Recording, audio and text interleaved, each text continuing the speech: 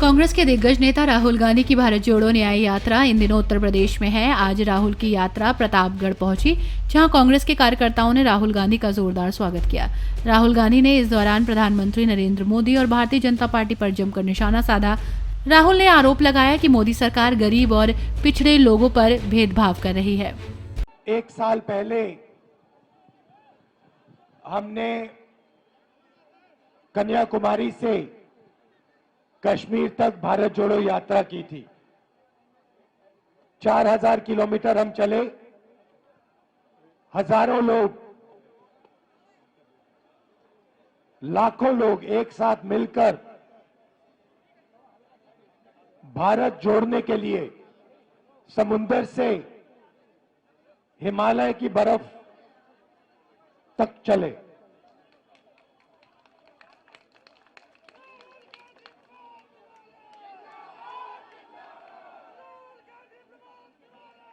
भैया बोलने दीजिए, ये आप नारे बाद में।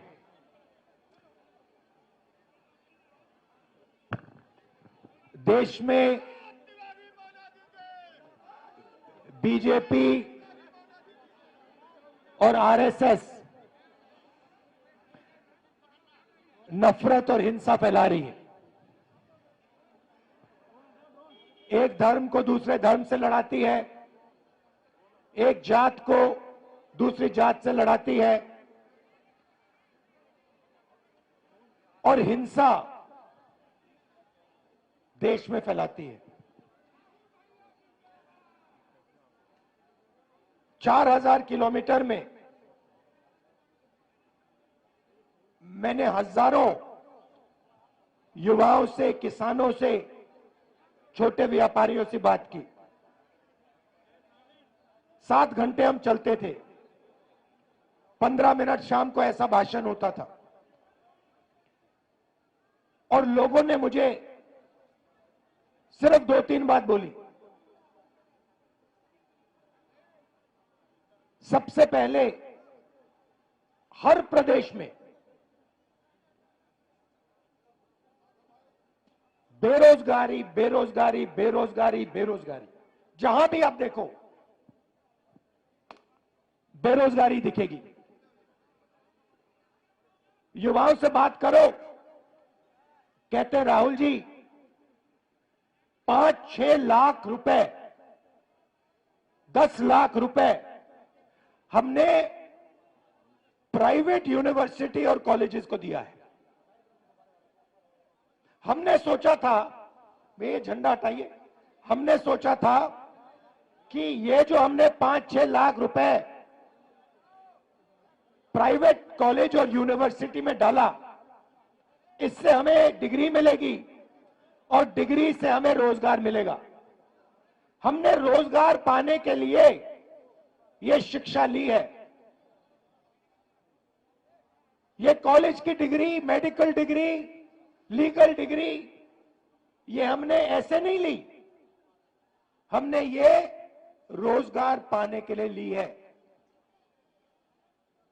और 5-6 लाख, 10 लाख खर्च करने के बाद हमें पता लगता है कि प्राइवेट कॉलेज और यूनिवर्सिटी वालों ने हमारा पैसा ले लिया,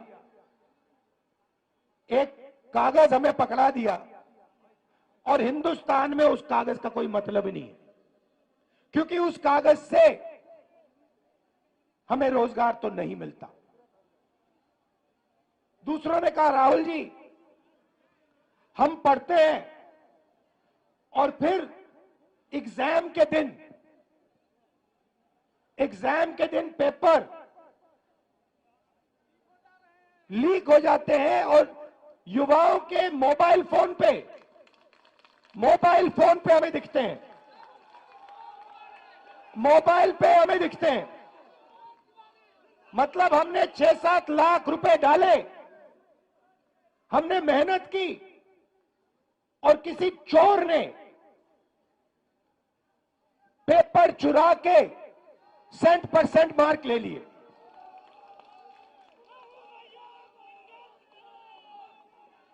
अब जब भी ये मेरे पास आते थे, नहीं सुनो, डिस्टर्ब मत करो, जब भी मेरे पास ये आते थे, युवा आते थे, कन्याकुमारी से लेकर कश्मीर, हर प्रदेश में मैं उनसे पूछता था, भैया एक बात बताओ। पूछना नहीं चाहिए मगर मैं पूछता था, भैया मुझे बात बताओ, तुम्हारी जात क्या है? और 90% लोग, कोई मुझे कहे मैं पिछड़ा हूं, कोई मुझे कहे मैं दलित हूं, कोई मैं कुछ कहे मैं आदिवासी हूं। और जब जनरल कास्ट वाला मेरे पास आता था, मैं पूछता था, भैया तुम्हारे माता पिता अमीर है या गरीब? वो कहता था गरीब है। तो फिर मैंने पता लगाया, मैंने कहा यहां पे यात्रा में मुझे पिछड़े लोग, दलित लोग, आदिवासी, गरीब, जनरल कास्ट के लोग मिल रहे हैं। मैंने पता लगाया कि भैया ये देश में है कितने? ये देश में 10%, 20%, 30%, 40%, 50%, ये है कितने? सड़क पे तो मुझे यही दिख रहे हैं और कोई दिख ही नहीं रहा। पता लगाया, सरकार कहती है हमें नहीं मालूम। मैंने कहा आपको कैसे नहीं मालूम? सरकार कहती है हमें नहीं मालूम। मैंने पूछा पिछड़े कितने हैं हिंदुस्तान में? हमें नहीं मालूम। दलित कितने हैं हिंदुस्तान में? हमें नहीं मालूम। आदिवासी कितने हैं? हमें नहीं मालूम। जनरल कास्ट के गरीब कितने हैं? हमें नहीं मालूम। मैं आपसे पूछना चाहता हूं, देश में पिछड़े वर्ग के लोग कितने हैं? बताओ बताओ कितने हैं? 50%। आपका नाम क्या है? पूरा नाम? गोविंद सिंह जाटव जी। पिछड़ी जात के 50% आपने कहा, ठीक है। दलित कितने? 15%। आदिवासी कितने? 8%। 50, 15 और 8 कितना हुआ? 73%। 73% आबादी, 73% आबादी दलित, आदिवासी, पिछड़े। भैया शांत हो जाइए, डिस्टर्ब मत कीजिए। अब यहां मैं भीड़ में पूछना चाहता हूं, यहां पे पिछड़े लोग कितने? हाथ उठा के दिखाओ। ये देखो 50%। दलित कितने? हाथ उठा के दिखाओ। आदिवासी यहां कम है, ठीक है। अब मैं आपसे पूछना चाहता हूं, यहां पे मुझे भीड़ में पिछड़े और दलित तकरीबन 50-60% दिख रहे हैं, ठीक है। अब मैं आपसे पूछना चाहता हूं, हिंदुस्तान की सबसे बड़ी कंपनियों में मैंने मालिकों की लिस्ट निकाली है। 200 सबसे बड़ी कंपनियों की लिस्ट में दलित, आदिवासी, पिछड़े कितने? कितने? 60% नहीं है। मालिकों में मैंने लिस्ट निकाली है, 200 कंपनियों के मालिक में ना एक दलित, ना आदिवासी, ना पिछड़ा। फिर मैंने क्या किया? फिर मैंने कहा ठीक है भैया, ये देश के दलित हैं, आदिवासी हैं, पिछड़े हैं, ये मालिक नहीं बनना चाहते। तो मैंने पता लगाया मैनेजमेंट में कितने लोग हैं। सीनियर मैनेजमेंट में दलित, आदिवासी, पिछड़े 73% के कितने? बोलो बोलो। 0, एक नहीं है। तो जब आप प्राइवेट अस्पताल में जाते हो, यहां पे किसी का पैर टूटा, जब आप प्राइवेट अस्पताल में गए, आपने पैसा दिया, आपने प्राइवेट कॉलेज में पढ़ाई की, जब आपने प्राइवेट कॉलेज, यूनिवर्सिटी में आपने पैसा दिया, आपने किसको दिया? आपने ना दलित को दिया, ना आदिवासी को दिया, ना पिछड़े को दिया। और ना अपने जनरल कास्ट के गरीब व्यक्ति को दिया। मतलब आपकी जेब में से पैसा निकल रहा है और 2-3% लोगों के जेब में जा रहा है। उन 2-3% में ना गरीब जनरल कास्ट का कोई है, ना आदिवासी है, ना दलित है, ना पिछड़ा है। अब सुनिए, अब आप कहोगे मुझे, देखो हम दलित हैं, हम आदिवासी हैं, हम पिछड़े हैं, आप हमारे लिए सपना देख रहे हो, आप चाहते हो कि कॉर्पोरेट हिंदुस्तान में हम भी जाएं, मगर हम में इस सपने को देखने का दम नहीं है। आप कह सकते हो कि हमने हार मान ली, राहुल गांधी ये सपना देख रहा है, मगर हम में वो क्षमता नहीं है, हम में वो दम नहीं है, हम में वो कॉन्फिडेंस नहीं है कि हम हिंदुस्तान की सबसे बड़ी कंपनियों के मालिक बने। आप कह सकते हो, मैं मानूंगा नहीं, मगर आप कह सकते हो। तो फिर चलो, आप कंपनियों में नहीं हो तो फिर मुझे बताओ, मीडिया में आपके कितने लोग, मीडिया में आपके कितने लोग? अब देखो मैडम, आपका नाम क्या है? हाँ, पूरा नाम? हाँ, नीति तनेजा जी हैं, मीडिया की हैं, ठीक है, ये न्यूज तक कंपनी है। आपका नाम क्या है? पूरा नाम क्या है? रक्षा जी, अभी वहां आऊंगा। अब देखिए, यहां पे माइक सेल फोन पकड़ी रक्षा यादव है, दिशा यादव,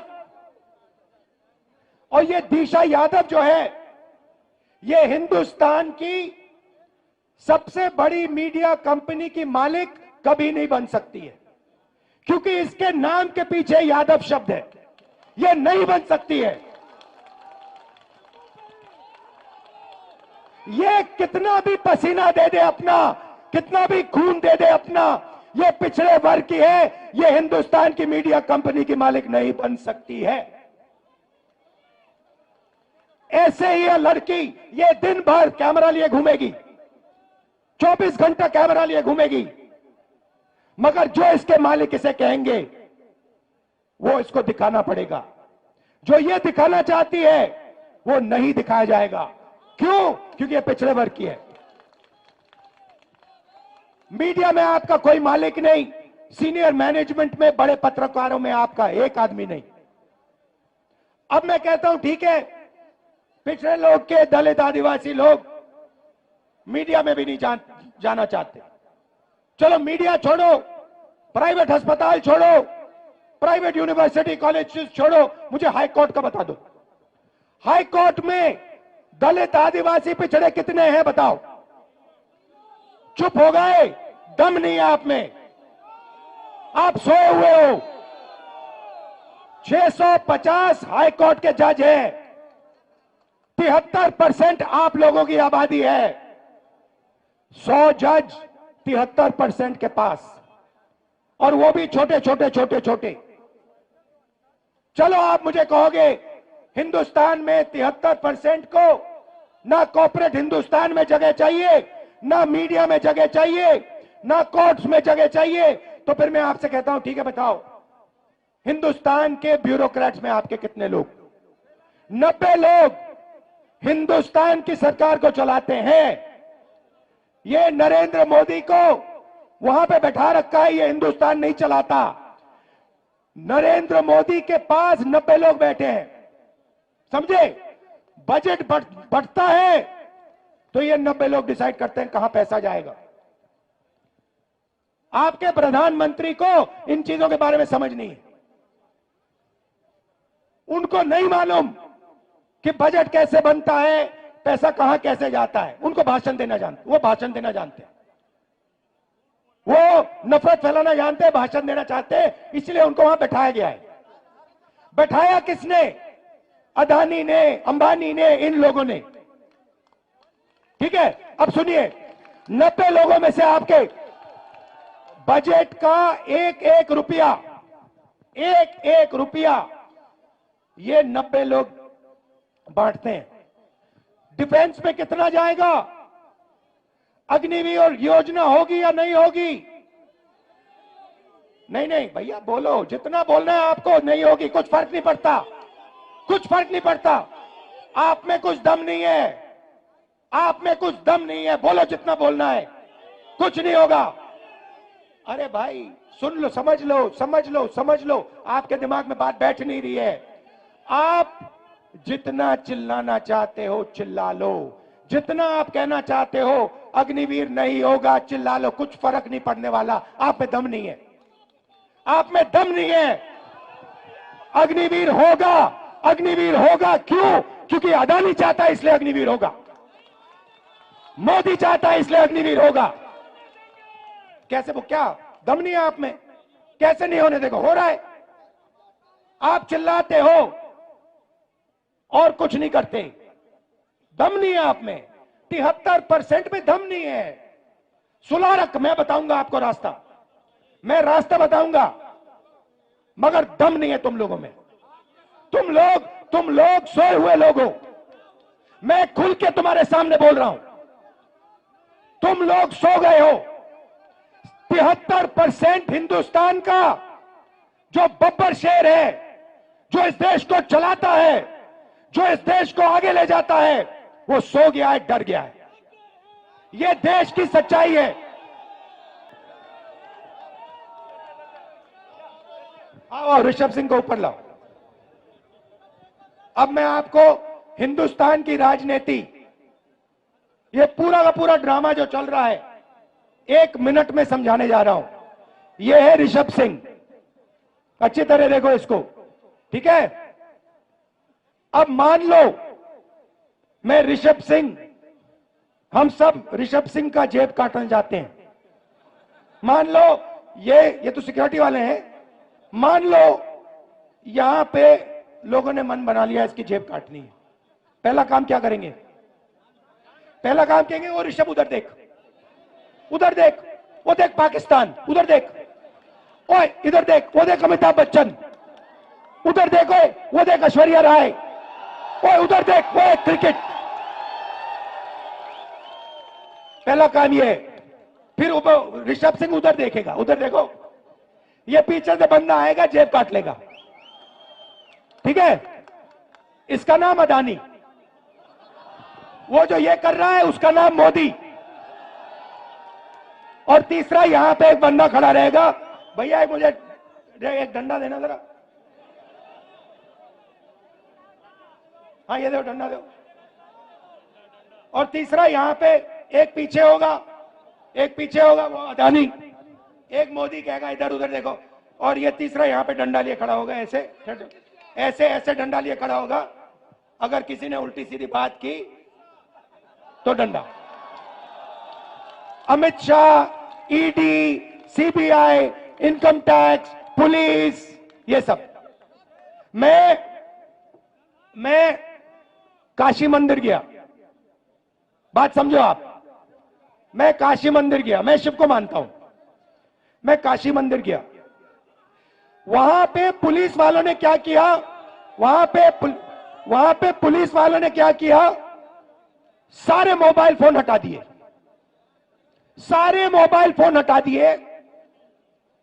एक मोबाइल फोन अंदर नहीं आने दिया। क्यों? क्योंकि वो नहीं चाहते कि राहुल गांधी की शिव मंदिर के अंदर फोटो दिख जाए।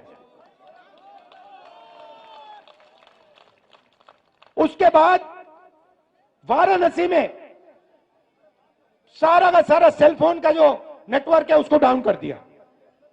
लोग मतलब वीडियो ले रहे हैं, वो वीडियो ना फैलाएं। आप देख लेना, ये जो मैंने भाषण दिया ना, मीडिया में नहीं दिखेगा, आपको दिख नहीं सकता। ये सोशल मीडिया में फैलाओ आप, सोशल मीडिया में दिखेगा, मीडिया में नहीं दिखा। अच्छा, सोशल मीडिया को भी वो अमेरिका से कंट्रोल कर रखा है। तो ये मैं आज आपसे कहने आया था, मेरा काम 73% को हिंदुस्तान की सोने की चिड़िया का धन दिलवाने का है। धन्यवाद। और धन्यवाद ऋषभ जी, नमस्कार, जय हिंद। प्रतापगढ़ में उम्मीद जताई जा रही थी कि समाजवादी पार्टी के राष्ट्रीय अध्यक्ष अखिलेश यादव भी राहुल गांधी की भारत जोड़ो न्याय यात्रा में शामिल होंगे, लेकिन ऐसा नहीं हुआ। प्रतापगढ़ समाजवादी पार्टी के पूर्व नेता और विधायक राजा भैया का क्षेत्र माना जाता है। लंबे समय से राजा भैया प्रतापगढ़ से विधायक हैं। राजा भैया के क्षेत्र में राहुल गांधी को जबरदस्त रिस्पॉन्स मिला है। हर न्यूज अपडेट के लिए डिस्क्रिप्शन बॉक्स में दिए हुए लिंक से ज्वाइन करें रॉयल बुलेटिन का व्हाट्सएप ग्रुप और पाएं हर खबर सबसे पहले अपने व्हाट्सएप पर। अपने आसपास की खबरों के लिए सब्सक्राइब करें रॉयल बुलेटिन और इस वीडियो पर कमेंट के जरिए अपनी राय देना ना भूलें।